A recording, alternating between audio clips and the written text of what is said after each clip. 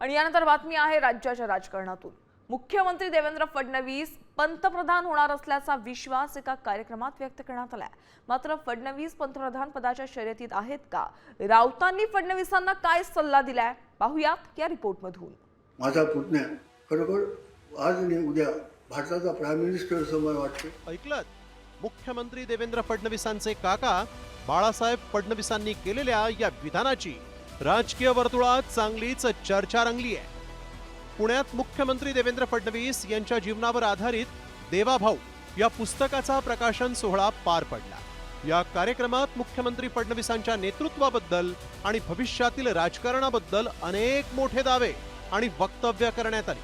त्यातच फडणवीस पंतप्रधान होणार असल्याचं विधान मुख्यमंत्र्यांचे काका बाळासाहेब फडणवीस यांनी केलं। माझा पुतण्या अतिशय धीर गंभीर आहे। अतिशय घरी असला की त्याच्या खोड्या चालू असतात। तो घरात राजकारणाच्या गोष्टीच करत नाही, तर कुटुंबाच्या गोष्टी करतो आणि त्यावेळेला अतिशय मोकळा असतो। असा हा माझा पुतण्या खरोखर आज आणि उद्या भारताचा प्राईम मिनिस्टर समोर वाटतोय, होऊ शकतो। तर त्याच कार्यक्रमात बोलताना मंत्री चंद्रकांत पाटलांनी पुन्हा एकदा सर्वांच्या भुवया उंचावणारं वक्तव्य केलं। ते नेमकं काय म्हणाले तेही पहा। हे तर नक्कीच आहे की ह्या माणसाला काहीतरी दैवी शक्ती मिळालेली आहे। एका माणसामध्ये इतके गुण कधीच नसतात। म्हणजे तो संघटकी असतो, तो राज्यकर्ताही असतो, तो मित्रही असतो, तो वाचतोही प्रचंड, तो लिहितोही प्रचंड, तो कुटुंबवत्सल आहे। आपल्या एक एक कुटुंब सदस्याच्या आयुष्यामध्ये घडणाऱ्या घटना लक्षात ठेवून तो अभिनंदन सांत्वन करत असतो।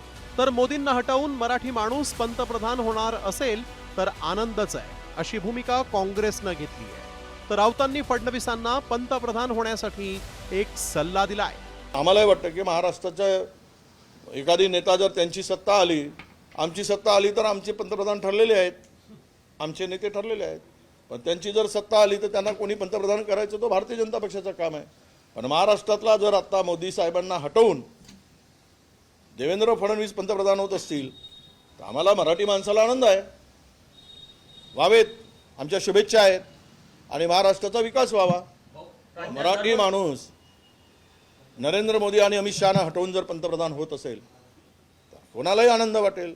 आम्हालाही वाटतं की देवेंद्र फडणवीस यांनी दिल्लीत येऊन आधी शिक्षण मंत्री पदाचा भार घ्यावा, जे इच्छा आहे प्रधानमंत्र्याची, आणि त्यानंतर त्यांनी ते शिखर पार करावं।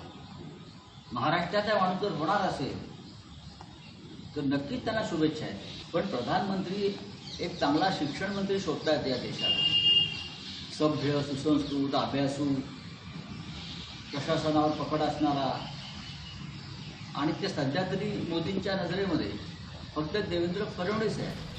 मुख्यमंत्री देवेंद्र फडणवीसांना केंद्रात मंत्रिपद मिळणार असल्याची चर्चा गेल्या महिन्याभरापासून रंगली आणि अशातच पंतप्रधान नरेंद्र मोदींच्या निवृत्तीची आणि नवीन चेहऱ्याला पंतप्रधान पदासाठी संधी मिळणार असल्याचीही वेळोवेळी चर्चा होत असते।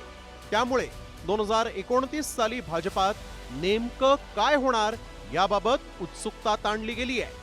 ब्युरो रिपोर्ट, साम टीव्ही मराठी।